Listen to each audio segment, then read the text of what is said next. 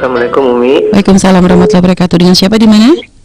Iya tadi Al-Fakir yang keputus. Oh, Masya Allah. Allah dari Banten. Baik, silakan langsung bersolat terlebih dahulu. Allahumma sholli ala Sayyidina Muhammad wa ala ali Sayyidina Muhammad. Allahumma sholli wa sallim barik alaihi wa ala ashabihi. Silakan langsung bertanya kepada Buya. Iya. Assalamualaikum ya. Waalaikumsalam. Buya, gimana kabarnya? Alhamdulillah sehat. Gimana kabar semuanya di Banten? Gimana keluarga sehat? Halo.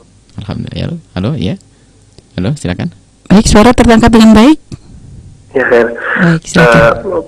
Punten Umi mau nanya 2 pertanyaan. Yang Baik. pertama, Al-Fakir ingin bertanya, apa amalan yang ampuh ketika kita hisab? Kita khawatir ada kesalahan dengan manusia, tidak sengaja. Kita tidak merasa bersalah, tapi tiba-tiba nanti dihisab di akhirat ternyata kita banyak salah. Apa amal-amalan dari para ulama untuk memperbanyak sebagai tabungan atau cadangan amal untuk kita menyakiti orang, kita bisa memakai amal itu yang pertama Umi Buya. Insyaallah. Baik. Yang kedua, apa definisi sunnah muakkadah, dan dalam sehari semalam 24 jam Al-Fakir minta penjelasan apa-apa saja yang termasuk sunnah muakkadah yang kita bisa lakukan, kita bisa dawamkan. Itu saja Umi Buya. Mohon doanya, kebetulan Al-Fakir lagi lagi isoman ya. Kebetulan lagi ada gejala COVID, jadi pengen dengar suara Buya, pengen dengar suara Umi biar cepat sembuh juga. Insyaallah. Amin, insyaallah. Mohon doanya Umi Buya. Itu saja. Sama-sama. Terima kasih. Assalamualaikum. Waalaikumsalam warahmatullahi wabarakatuh. Baik, biasa. Masya Allah, semoga diberi kesehatan dan semua Amin, para amin, pemirsa amin. mendengar diberi kesehatan. Amin, amin, Kami amin, sampaikan bahwa COVID atau penyakit ini adalah hamba, yang ciptaan Allah. Maka kita tidak boleh takut kepada hal-hal tersebut, tapi kita boleh sembrono. Maksudnya jangan berlebihan, jangan terlalu takut berlebihan. Akan tapi yang harus adalah kita menjalankan sunnatullah, yaitu waspada, menjaga diri sesuai dengan petunjuk dokter, itu sunnatullah, protokol kesehatan. Kemudian juga berusaha kita untuk mencari sebab-sebab kesehatan, dan lebih dari itu adalah jangan egois. Artinya kita jangan mikir kesehatanku, akan tapi yuk kesehatan orang lain. Bagi siapapun yang diuji dengan gejala misalnya, harus tahu diri, bukan untuk menjaga diri tapi menjaga orang lain. Waktunya menjaga orang lain. Jadi kita hidupkan hati kita untuk sadar menjaga orang lain. Kita harus menyinggir. Mungkin kalau punya istri, punya anak, ya harus berkata pada anakku, tolong jangan dekat-dekat dengan saya dulu. Istriku jangan dekat. Harus seperti itu. Karena di saat hati kita ini hidup dengan menjaga orang lain, maka itu adalah satu makna keimanan. Tidak boleh egois. Apalagi sudah sebagian mentang-mentang sudah, mohon maaf, sudah divaksin atau sehat lalu seenaknya. Itu egois. Allah tidak senang dengan yang demikian itu. Mungkin kita adalah orang yang sehat, akan tapi membawa virus lalu tertular kepada saudara kita yang di rumah yang lemah. Karena kita kuat, maka virus itu akan tertolak, tapi kebawa oleh kita. Jadi tolong jangan sombong kepada Allah siapapun. Harus menjalankan sunnatullah. Ini kita hormati sunnatullah, tapi ingat tidak perlu berlebihan takutnya. Dan Anda insya Allah diberi kesehatan, jangan khawatir. Allah yang maha kuasa, Allah yang maha kasih. Amin. Pertanyaan yang pertama adalah, kalau kita rasa khawatir, dan memang hendaknya kita selalu khawatir bahwasanya ada dosa-dosa kita yang nanti akan ditampak nanti di saat kita di hari pembalasan nanti. Nah, akan tapi ada upaya untuk menghindar daripada itu semua, yaitu dengan cara bertobat waktu kita di dunia. Kita hapus dong dosa itu. Dan dosa kan ada dua, dosa kepada Allah dan dosa kepada manusia. Dosa kepada Allah ya kita banyak memohon, menangis di tengah malam, istighfar. Adapun dosa kepada manusia seperti yang Anda isyaratkan, kalau dosa kepada manusia sepertinya Anda ini maksudnya begini, secara zahir saya sudah tidak punya kesalahan kepada orang, maksudnya sudah saya berusaha untuk menjaga, anggap saja begitu. Tapi kan bisa jadi ada kesalahan-kesalahan yang saya tidak sadari, tidak tahu dan sebagainya. Nah, memang hendaknya orang semacam itu. Pertama apa? Kita berusaha untuk tidak berbuat salah kepada siapapun. Biarpun kadang kita masih melakukan kesalahan, namanya manusia.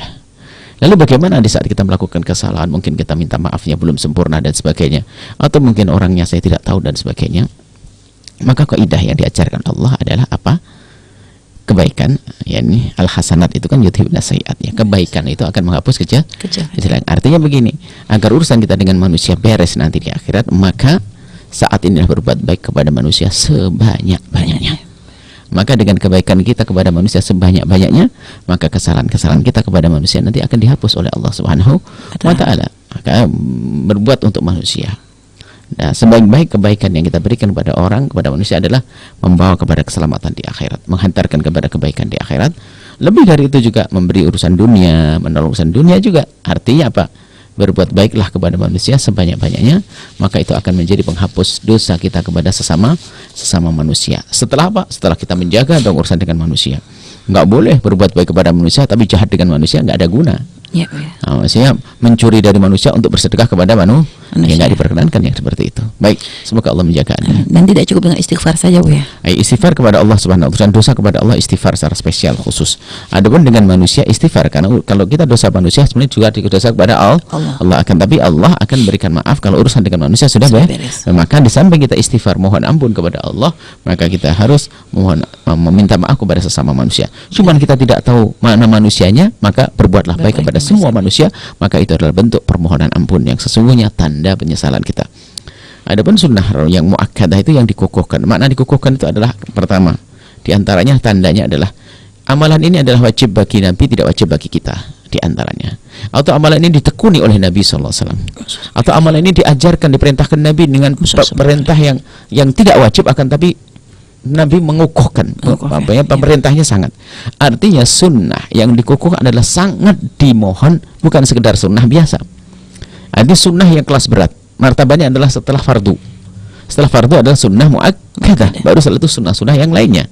Nah, sunnah muakkadah di dalam sholat ada sholat qabliyah ba'diyah, itu pun tidak semuanya.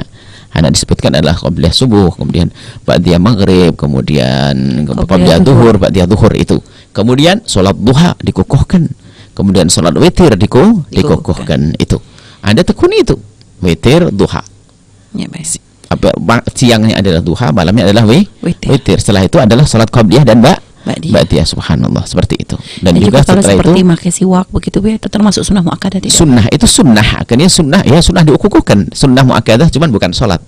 Sunnah yang dikukuhkan karena Nabi mengatakan laula an asyqa ala ummati la amartuhum bisiwak. Bahkan Nabi mengatakan kalau bukan karena aku khawatir memberatkan umatku, niscaya aku akan perintahkan mereka untuk menggunakan siwak. Iya, dikukuhkan tapi bukan sholat.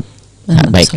Kemudian juga nanti ada sunnah-sunnah yang lainnya. Intinya makna dikukuhkan adalah diharap dibanding yang lainnya, mendekati wajib.